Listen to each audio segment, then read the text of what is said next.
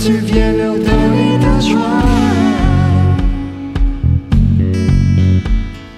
Heureux sont les cœurs brisés, car toi seul les consolera.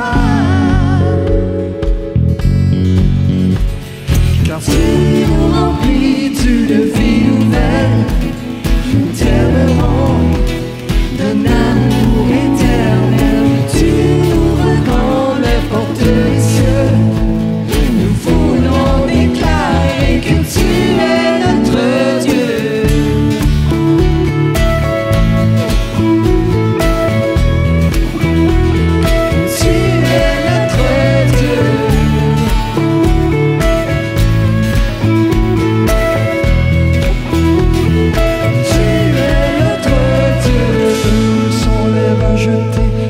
Tu leur ouvriras tes bras. Heureux ceux qui ont donné, car c'est toi qui les rendras. Car tu nous remplis d'une vie nouvelle, nous t'aimerons d'un amour éternel. Tu ouvres grand les portes des cieux.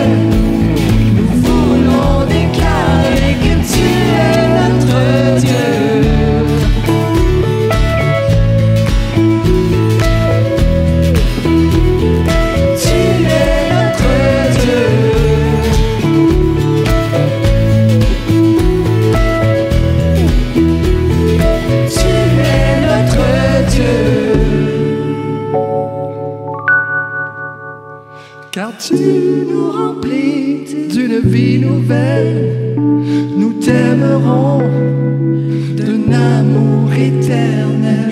Tu ouvres grand les portes des cieux, nous voulons déclarer que tu es notre Dieu.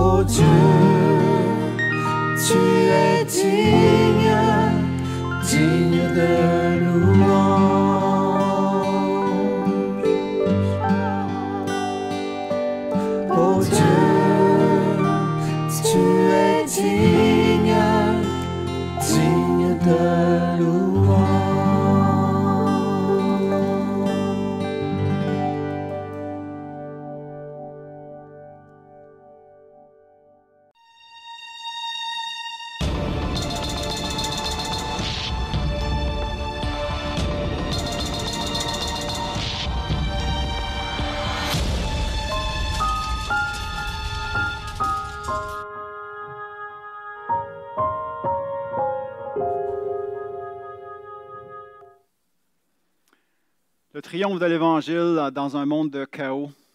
Bienvenue à l'Église chrétienne de Rosemère. Nous poursuivons cette thématique.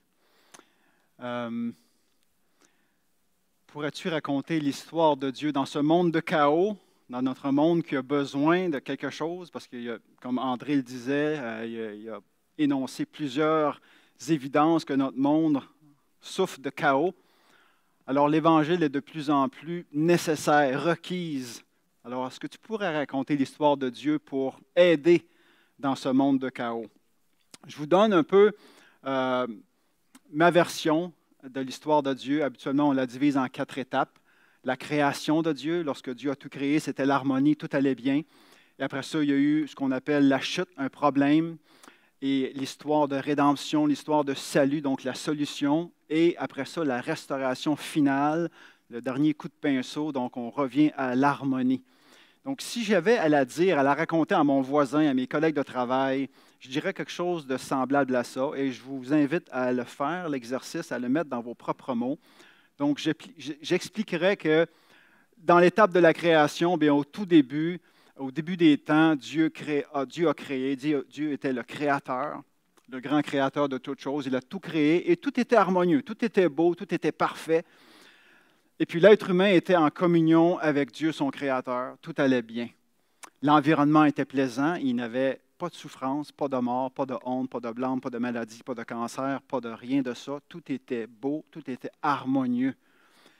Et c'est pour ça qu'il y a dans le cœur de l'homme, de chaque être humain, ce désir de retourner à cet état d'harmonie dans lequel on a déjà été. C'est pour ça qu'il y a une soif en nous. C'est parce qu'on a déjà goûté à ça et on veut retourner à cela. L'être humain, créé à l'image de Dieu, est le seul créé à l'image de Dieu dans toute la création. Donc, on a une dignité, on a un statut particulier parmi toute la création. On est le summum de la création de Dieu, l'être humain. Et Dieu fait confiance à l'être humain. Dieu nous confie la terre pour qu'on s'en occupe. Est-ce qu'on s'en est bien occupé? Ça, c'est une autre question. Mais Dieu nous fait confiance et nous confie la terre. Donc, ça, c'est l'étape de la création. Après ça, c'est l'étape de la chute, le problème. Un grave problème survient quand l'être humain décide de ne plus puiser à Dieu comme sa source. Dieu décide de couper la relation avec Dieu. L'homme décide de devenir indépendant de Dieu. Hein? La déclaration d'indépendance des êtres humains envers Dieu. C'est ça la chute. Et il s'est fait séduire. Je me suis fait séduire, vous vous êtes fait séduire, le monde entier s'est fait séduire, pensant qu'on pouvait être indépendant de Dieu, pensant qu'on pouvait se débrouiller tout seul, pensant qu'on pouvait évaluer nous-mêmes ce qui est bien et ce qui est mal. On a cru à un mensonge, en fait. Parce que tout ça, ce n'est pas vrai. On ne peut pas vivre tout seul, on ne peut pas se débrouiller tout seul, on ne peut pas penser que nous-mêmes, on établit pour chacun pour soi ce qui est bien et ce qui est mal. Non, on a besoin d'être dépendant de Dieu. On a été créé comme cela. Donc, cette déclaration d'indépendance a eu des répercussions terribles dans tout l'univers. Donc, qu'est-ce qui est rentré dans le monde à ce moment-là? La peur, la mort, la honte, les blâmes, les relations brisées, le désir de vouloir se cacher lorsqu'on fait quelque chose de mal, le début de la souffrance, les guerres, la pollution, les féminicides, le racisme, les fraudes, les paradis fiscaux, tout ça, tout ce que André a mentionné dans son message, toutes ces choses-là, ça a entré dans le monde à cause de la chute. Important de mentionner, l'être humain ne peut pas se sortir seul de ce marasme. Ce n'est pas un meilleur système politique qui va nous sortir. Ce n'est pas un meilleur système éducatif qui va nous sortir. Ce n'est pas un meilleur système économique qui va nous sortir de cela. On ne peut pas s'en sortir tout seul. Ça nous prend de l'aide. Et de l'aide, on en a eu. Parce que Dieu lui-même intervient. Dieu lui-même ne nous a pas laissés dans ce marasme. Il s'est donné lui-même. Dieu se donne lui-même. Il envoie son Fils. Pourquoi? Par faveur, par grâce, par compassion, par amour pour moi et pour toi. Et j'espère que tu réalises la grandeur de l'amour pour toi, mon frère, ma sœur, et toi qui m'écoutes. Ça a été gratuit pour nous, bien entendu, mais extrêmement coûteux pour Dieu parce qu'il a donné une partie de lui-même, il a donné son Fils. Son Fils est mort par amour pour nous. Qui de nous qui avons des enfants serait prêt à donner son enfant pour sauver quelqu'un d'autre? C'est ce que Dieu a fait. Alors, Jésus est la seule solution à tous ces problèmes qu'on vient de mentionner. Notre rôle, c'est quoi? On est appelé à croire, à mettre notre confiance en Jésus, en son œuvre sur la croix, pour nous pardonner, bien entendu, mais à plus que ça, on est appelé aussi à suivre ses commandements. On est appelé aussi à goûter à la puissance de sa résurrection parce qu'il nous donne son esprit qui vient vivre en nous pour débuter cette œuvre de restauration. Donc, la rédemption se poursuit. Jésus est venu tout restaurer, tout rénover. Jésus vient tout recommencer. L'humanité avait commencé avec Adam et Ève, mais en Jésus-Christ, toute la création recommence. Donc, c'est le big reset. On pèse sur le gros bouton reset, tout repart. Donc, Dieu est en train de faire une recréation en Jésus-Christ. Donc, il commence une nouvelle création. Il m'adopte, il me prend dans sa famille, je deviens un enfant de Dieu. Et à partir de ce moment-là, il y a un processus de restauration qui peut s'enclencher dans ma vie. Mes relations peuvent être restaurées. Quelle relation? Ma relation avec Dieu est restaurée. Ma relation avec moi-même est restaurée. J'ai une opinion juste de moi. Mes relations avec les autres sont restaurées. Je n'ai plus peur. Je peux entrer en vraie relation avec les autres. Et la relation avec la création peut être restaurée. Tout ça débute. Commence un processus de restauration. Donc, on est libéré de nous-mêmes. Petit à petit, Dieu nous libère de notre propre égoïsme, de notre propre nombrilisme. Le fait qu'on est concentré sur soi-même, qu'on pense que l'univers tourne autour de notre nombril. Il me donne le Saint-Esprit, il vient habiter en moi. Donc ça, c'est vraiment spécial dans le christianisme. Dieu vient habiter en moi, il fait de moi sa demeure, son temple, sa maison. Il est proche, il est loin Dieu, mais en même temps, il est très, très proche Dieu. C'est la beauté du christianisme. Et il va y avoir une étape finale, la restauration finale, le dernier coup de peinture qu'on appelle, le dernier coup de peinture de rénovation.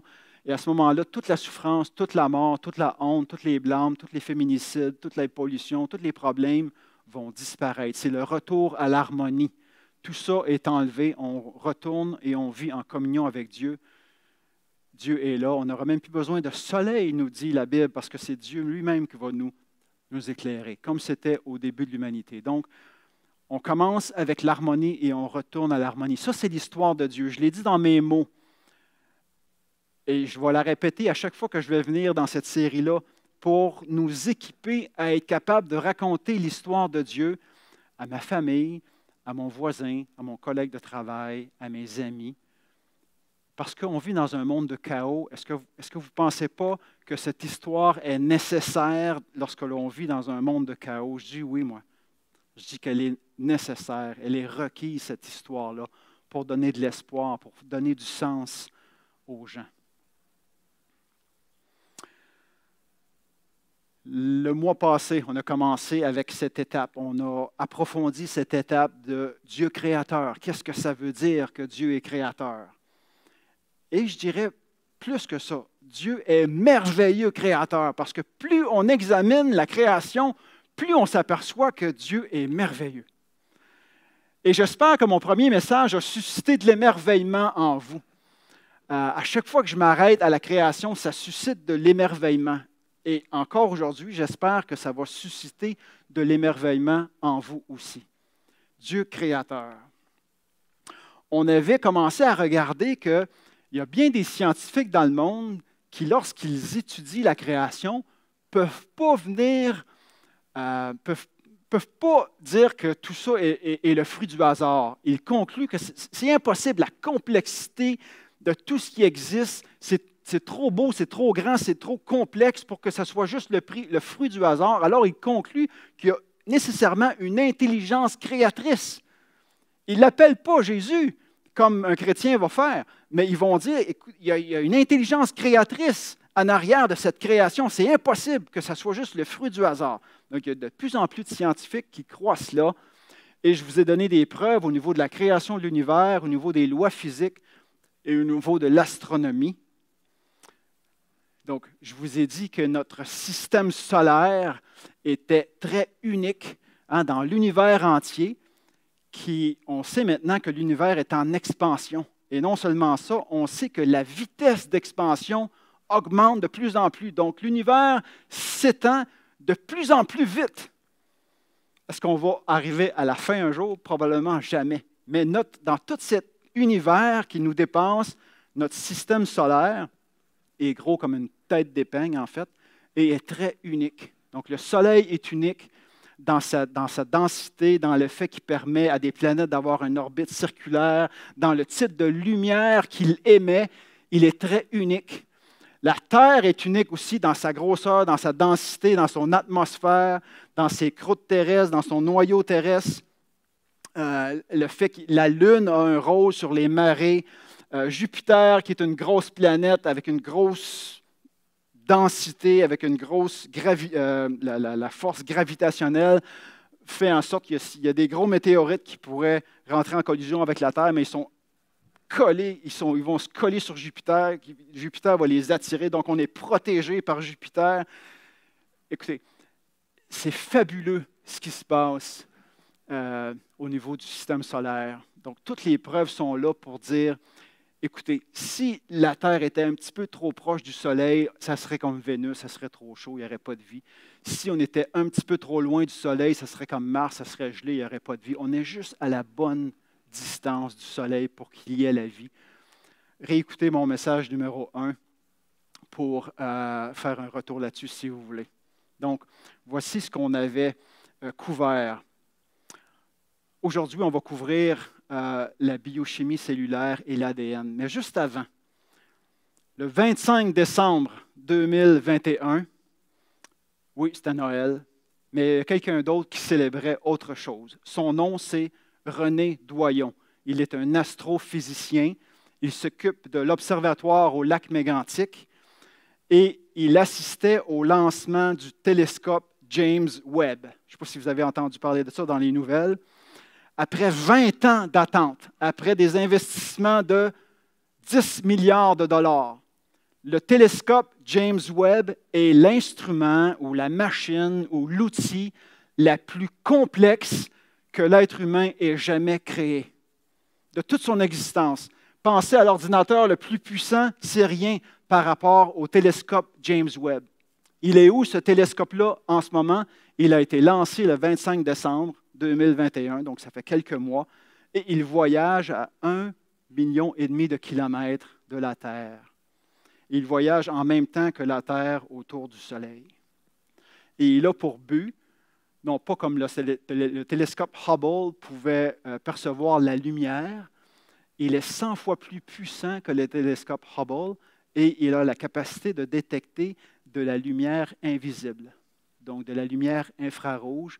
Et il a la mission d'étudier ce qui s'est passé au début de la création de l'univers. Donc, à peu près 200 millions d'années après le Big Bang, ce télescope veut étudier ce qui s'est passé au début. Je trouve ça fabuleux. L'outil le plus complexe que l'être humain ait jamais créé est maintenant dans l'espace et cherche à étudier le début de la création. Je vous ai dit, il y a un mois, que Dieu a parlé et ça a fait Big Bang, mais là on est en train d'essayer de l'étudier. Ça a pris 14 jours juste à faire le déploiement de ce satellite parce qu'il y a une espèce d'écran, la grandeur d'un terrain de tennis qui le protège des rayons du soleil. Mais vous savez ce qui m'étonne là-dedans? C'est qu'il y a des scientifiques qui viendraient en contact avec un satellite comme ça ou avec un télescope comme ça et ils se diraient « My, c'est sûr qu'il y a des extraterrestres qui ont créé ça à quelque part sur la Terre. Hein? » Un instrument d'une complexité inouïe. Hein? Ne pourrait pas avoir été créé comme ça par hasard. Et certains de ces mêmes scientifiques qui ont préparé ce télescope se tournent de bord, regardent l'univers, puis ils disent « Ah, ben ça, c'est le fruit du hasard. » Et j'ai de la misère avec ce raisonnement-là. Je trouve que ça n'a aucun sens. Je trouve qu'il y a un manque de rigueur intellectuelle. Donc, de l'infiniment grand à l'infiniment petit. La dernière fois, je vous ai parlé de l'infiniment grand, de l'univers, des planètes, tout ça. Et on voit la touche de Dieu dans la création. Et si maintenant, aujourd'hui, on allait dans l'infiniment petit, Et là, je vais utiliser des chiffres, je vais utiliser des termes. Peut-être que ça va vous perdre, peut-être que ça va vous retourner à votre secondaire 4 quand vous écoutiez peut-être pas beaucoup à l'école à ce moment-là, je ne sais pas. Mais si je vous perds, c'est pas grave. Restez avec moi et soyez juste dans l'émerveillement de cette création. OK? J'ai intitulé de l'univers, cette grandeur d'univers, à l'antimatière, dans l'infiniment petit. Donc, peu importe, dans l'infiniment grand ou l'infiniment petit, Dieu est créateur. De l'univers à l'antimatière, Dieu est créateur.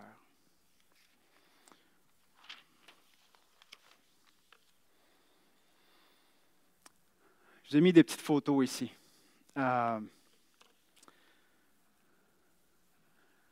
Un être humain, une cellule et un atome. On va y aller comme ça, graduellement, dans l'infiniment petit. Dans un être humain,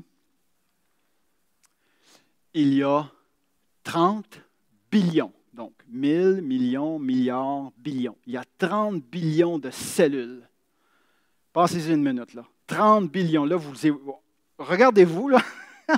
C'est un amas de 30 billions de cellules. On ne les voit pas à l'œil nu, c'est trop petit. Mais lorsqu'on les examine, il y a 30 billions de cellules.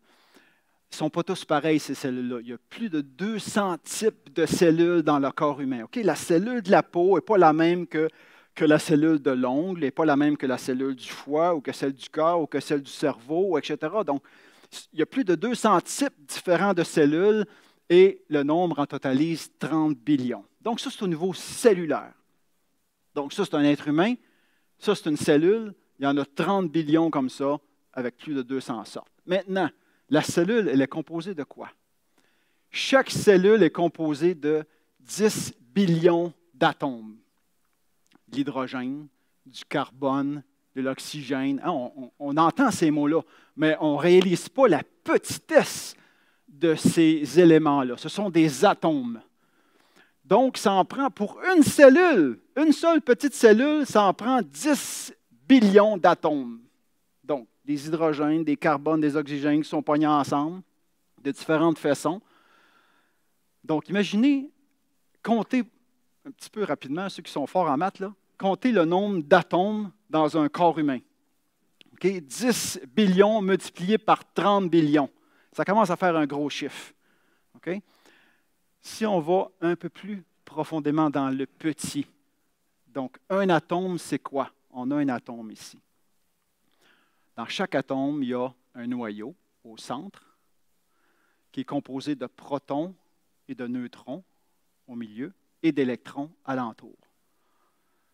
Juste là, vous ne trouvez pas que ça ressemble à le modèle du système solaire qu'on a vu le mois passé, où on a un soleil, une étoile, et tout tourne alentour.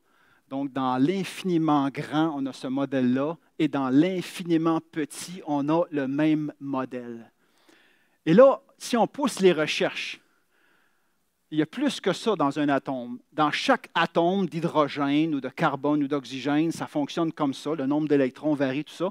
Mais on découvre d'autres choses. On découvre des quarks, des leptons, qui sont la matière, et on découvre des antiquarks, des antileptons, qui sont de l'antimatière. Là, écoutez, là, on s'en va dans la physique quantique.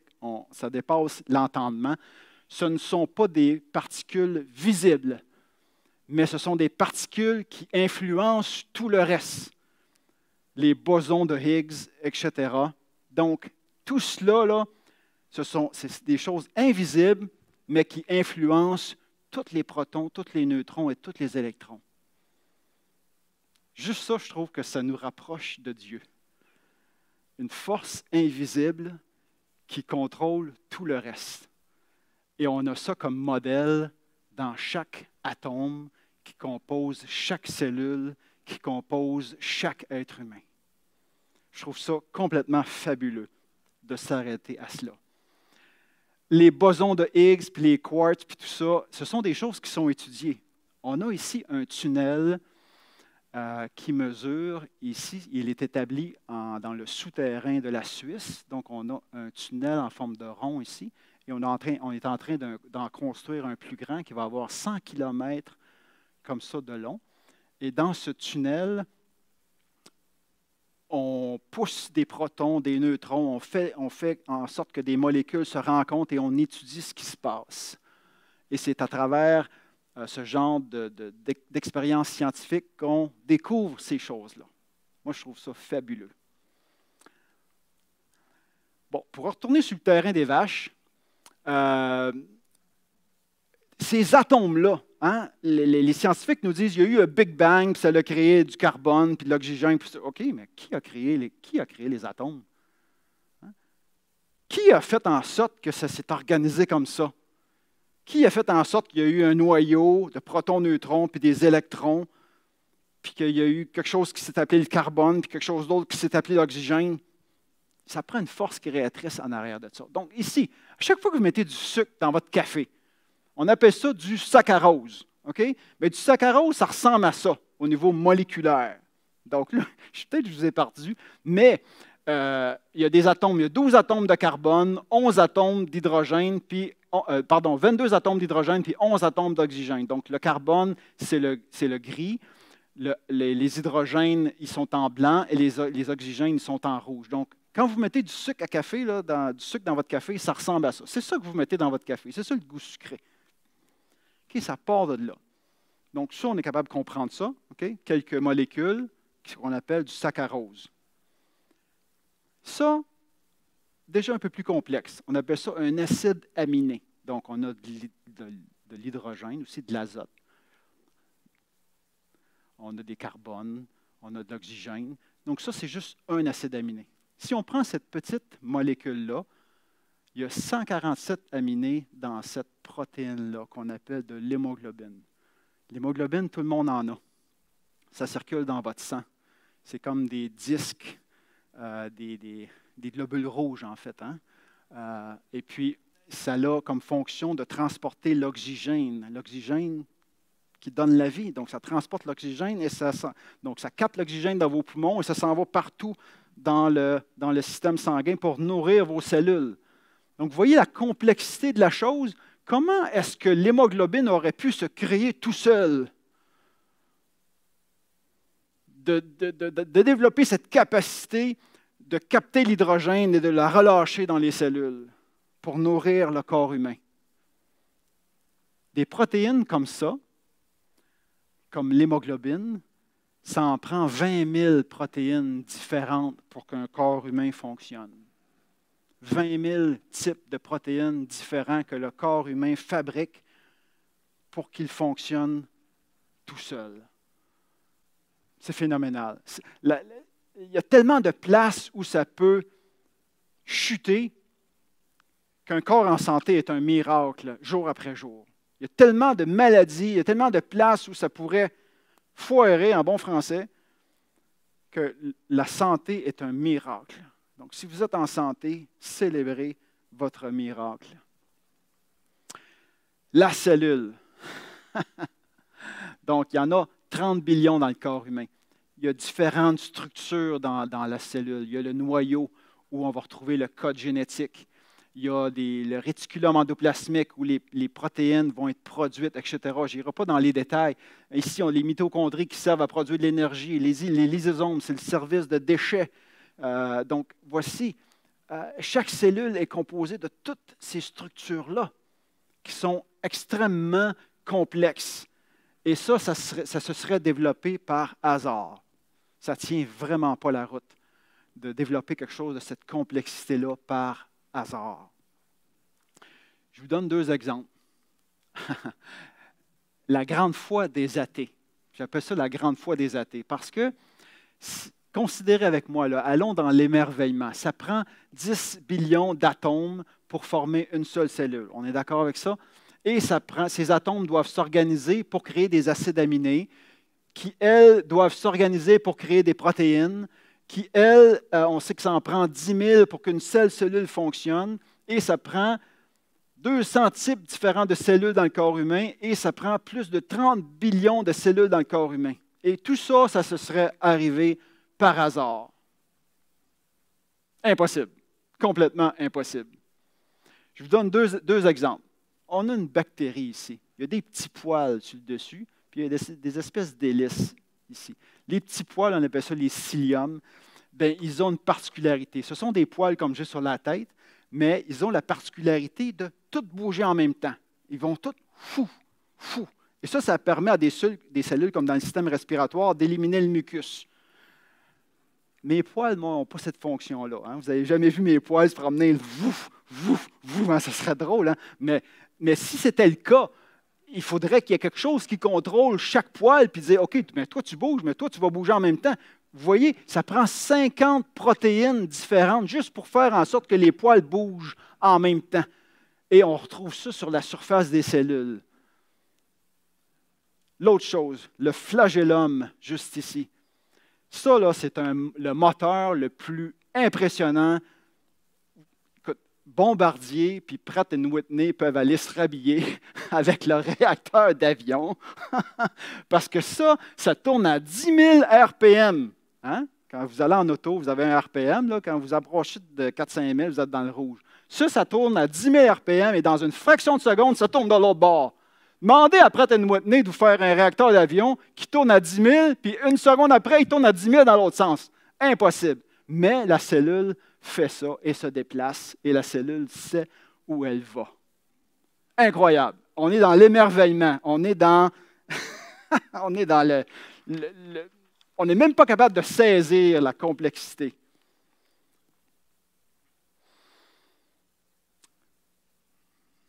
Ça prend plus de 200 protéines pour créer le mouvement des petits poils que je vous permets, et ça prend plus de 10 000 protéines pour qu'une cellule fonctionne. Wow! Passons à l'autre étape. Dans une cellule, il y a le noyau. Dans le noyau, il y a des chromosomes. Jusque-là, vous me suivez, tout le monde a entendu parler de chromosomes. 23 paires de chromosomes, ça prend. Et dans un chromosome, on appelle ce qu'on appelle de l'ADN. De l'ADN, c'est quoi? De l'acide désoxyribonucléique, une espèce de double hélice comme ça. Ça aussi, c'est un espèce de miracle de la vie. Le problème qu'on a avec les scientifiques qui parlent de l'évolution, c'est que sans ADN, on n'a pas de production de protéines. Donc, mais ça prend des protéines. Mais qu'est-ce qui a causé l'ADN? Il y a là le problème. Hein? On ne peut pas avoir la conséquence puis la cause en même temps. Ça prend l'ADN, qui est la cause, pour créer des protéines selon un code génétique particulier. Donc, vous voyez comment ça tourne? Cette hélice, donc dans chaque cellule, dans chacune des 10 billions de cellules de mon corps humain, il y a un noyau, et dans chaque noyau, il y a de l'ADN qui ressemble à ça. Et mon code génétique est imprimé dans chaque cellule. Et on en entend parler un petit peu, là, parce qu'il y a certains vaccins qui sont de l'ARN messager. Donc, on est là-dedans. Là. On est dans ce niveau moléculaire, minuscule, précis, au niveau du vaccin qu'on nous offre en ce moment avec celui de Pfizer ou celui de Moderna. C'est de l'ARN messager. Donc, on est là-dedans. Donc, si on va encore plus précis, cette double hélice, elle est composée de 4 structures. Adénine qui se fixe avec la thymine. Ce n'est pas des noms de chats, des noms de minous que je vous parle. Là. La guanine qui se fixe avec la cytosine. Dans le chromosome numéro 1, qui est le plus long, il y a 220 millions de paires comme ça. Okay? Et selon l'ordre dans lequel ils arrivent, c'est ce qui va donner un certain code génétique. Donc ça va donner des yeux bleus, ça va donner des yeux bruns. Ça va faire en sorte qu'il va mesurer 6 pieds 2, ça en 6 pieds 1. Ça, c'est un chromosome, 220 millions de paires. Tout le génome humain qu'on a été capable d'établir par les scientifiques il y a quelques années possède 3,2 milliards de paires de adénine, thymine ou guanine, cytosine. Je trouve ça juste fabuleux. Moi, je suis comme dépassé littéralement par cette merveille, par la machine qui est le corps humain. Et qu'on ne vienne pas oser dire que c'est le fruit du hasard. C'est une insulte à mon intelligence. Il y a une puissance créatrice qui a voulu ça, cette complexité du corps humain, la complexité de l'univers, la complexité au niveau cellulaire et même au niveau atomique. On va jusque dans l'antimatière, où il y a une force invisible qui contrôle tout le reste. Ben oui, c'est ça. Comme chrétien, je crois qu'il y a une force invisible qui a tout contrôlé la création. Dieu est créateur. Dieu est créateur. L'ADN est la cause de tout. Mais quelle est la cause de l'ADN? Elle est là, la question. L'ADN doit être présente pour former les 20 000 protéines requises. Mais qu'est-ce qu'il y avait avant l'ADN? Qu'est-ce qu'il a créé? Pour créer les 20 différentes structures complexes dans chaque cellule, les 10 billions de cellules du corps humain. Sans ADN, il n'y a pas de division cellulaire. Sans division cellulaire, il n'y a pas d'évolution, comme nous dit la théorie de l'évolution. Donc, il y a quelque chose qui ne marche pas. Si Dieu n'est pas créateur, il n'y a pas d'intelligence créatrice, alors il faut croire que les 3 milliards de codes d'ADN se sont organisés tout seuls par hasard. Ce serait équivalent à croire qu'un dictionnaire peut se créer tout seul, juste en fournissant assez de lettres puis assez longtemps, ou qu'un ordinateur peut se créer tout seul, juste en fournissant assez de 0 et 1, le code binaire, qui est dans les logiciels, tout ça, pendant des millions d'années. Donc, de croire que tout le corps humain s'est organisé tout seul, c'est de croire qu'on a jeté assez d'alphabets dans les airs, puis on a attendu assez longtemps pour qu'il atterrisse un dictionnaire. Paf! Tout créé tout seul, comme ça. Ou on a assez jeté de 0 puis de 1 dans les airs, puis on a attendu assez longtemps pour qu'il y ait un ordinateur, paf, qui nous tombe ses mains. C'est ça. C'est ça. Si on évacue Dieu, c'est ça qu'il faut croire. Et moi, je ne peux pas croire ça, parce que c'est impossible de jeter assez d'alphabets dans les airs puis d'attendre assez longtemps puis qu'il tombe un dictionnaire dans mes mains. C'est impossible, c'est même illogique. Donc, Dieu est créateur. Mais l'être humain décide de vivre indépendamment de Dieu.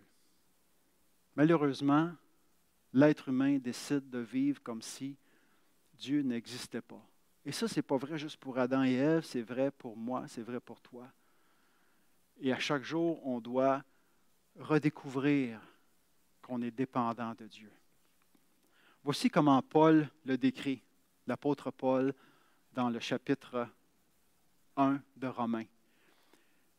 Il nous dit « Les perfections invisibles de Dieu, comme sa puissance éternelle et sa divinité, se voient comme à l'œil dans la création du monde, comme on vient de parler, dans l'infiniment grand ou dans l'infiniment petit, on peut découvrir Dieu dans sa puissance et sa divinité parce qu'on peut l'observer quand on les considère dans ses ouvrages, oui, quand on les observe, quand on les étudie.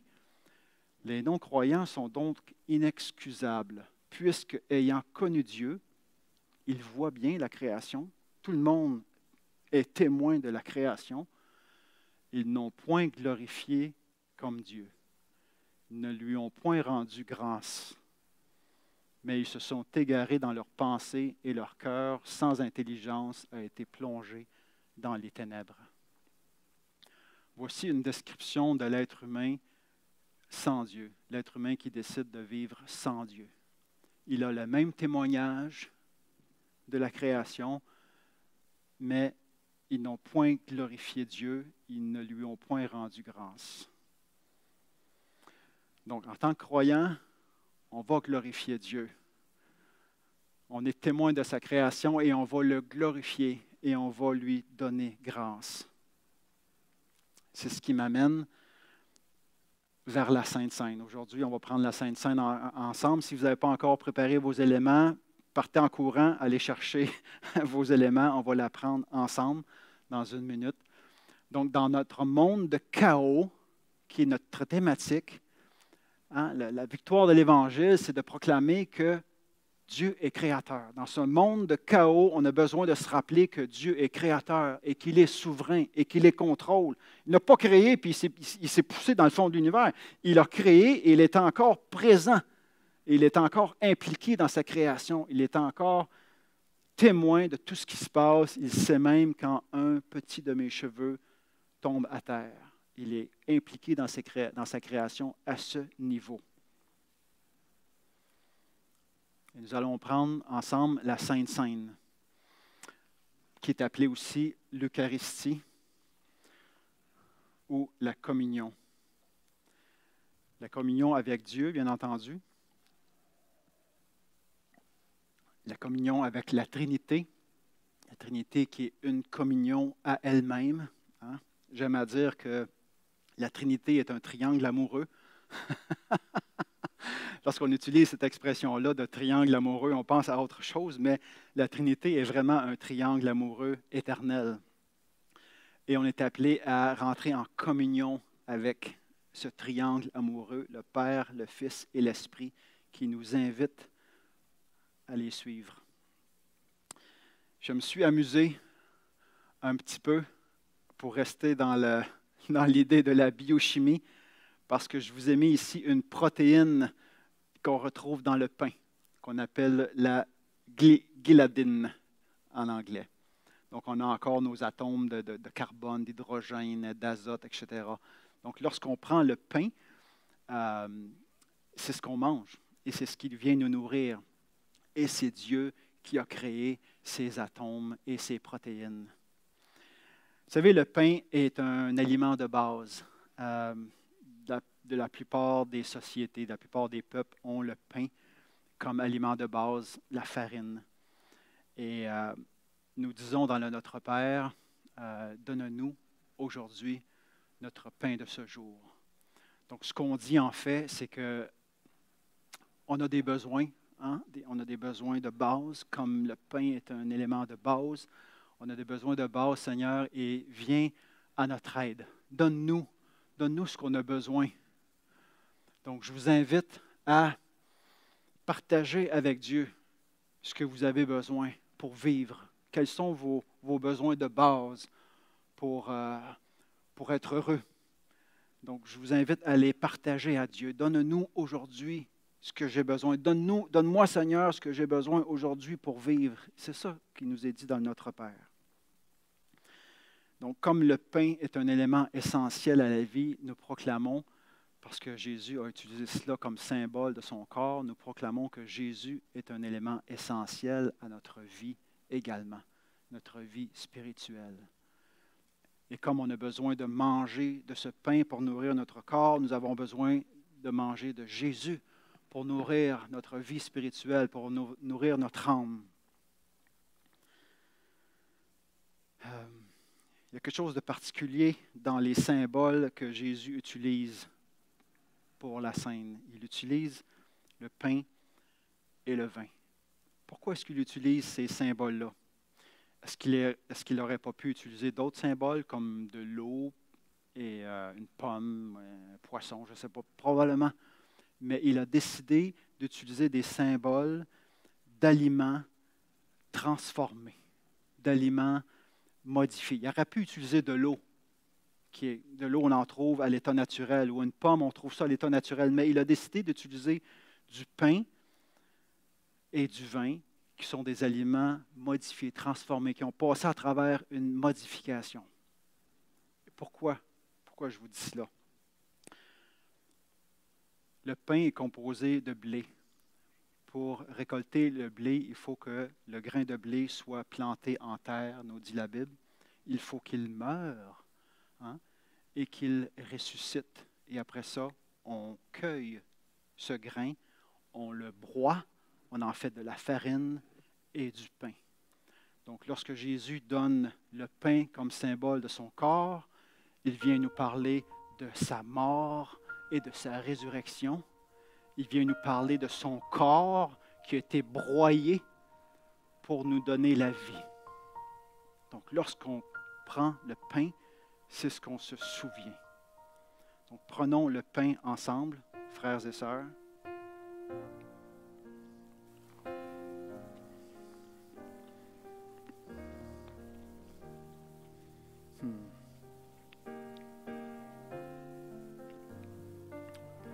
bien merci Seigneur parce que tu nous donnes ta vie.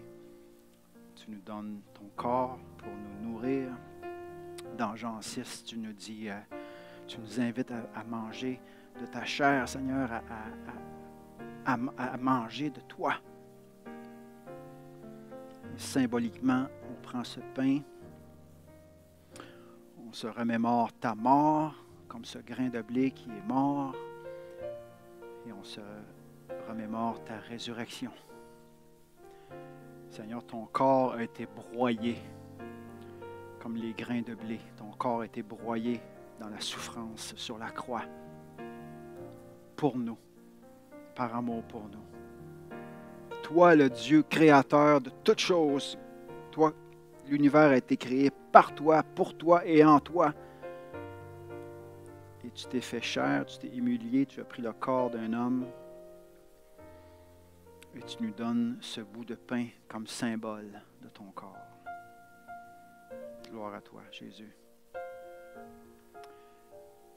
Le Christ nous laisse un deuxième symbole, le vin. Le vin, un élément de fête. Hein? Pour les Juifs, toute bonne fête, comme les noces de Cana, avaient besoin de vin. Et c'est pas pour rien, hein? Le Christ n'est pas un casseux de party. Donc, il a multiplié, il a changé l'eau en vin. Et c'est ce qui l'a poussé dans son ministère. C'est sûr que sa mère l'a poussé un peu, mais en tout cas, ça a été le début de son ministère et ça a été son premier miracle, les noces de Cana. Donc, le vin, c'est pour la fête. Mais le vin aussi est transformé. Parce qu'on a pris du raisin et le raisin aussi a été broyé. Donc, dans les deux éléments que Dieu nous donne pour la scène, il faut se rappeler que les deux ont passé par un processus d'être broyés, comme le corps du Christ a été broyé pour nous. Donc, le vin, élément de fête, mais couleur rouge qui nous fait penser à du sang, donc souffrance. Donc, vous avez dans la coupe de vin une opposition. Vous avez la fête et la souffrance en même temps dans cette coupe de vin. L'image du vin contient deux contraires, la fête et le sang, la célébration et la souffrance. Donc, prenons cette coupe.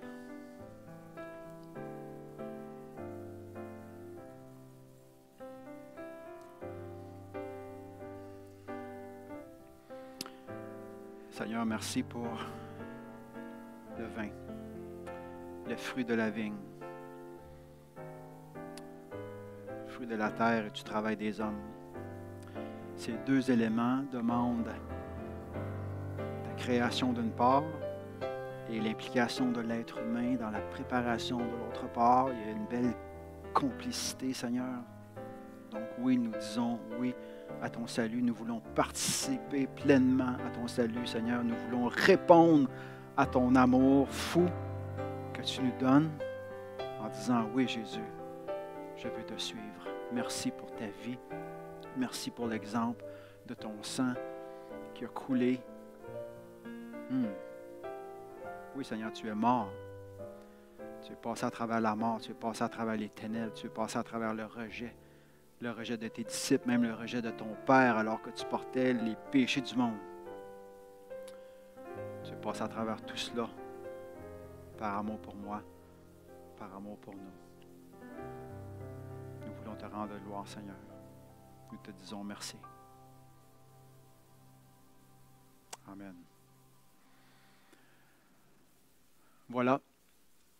Nous continuons notre série, du moins ma portion de cette série-là, dans à peu près un mois, et nous allons parler de la chute. Donc, ça va être un petit peu moins festif. À bientôt, mes amis.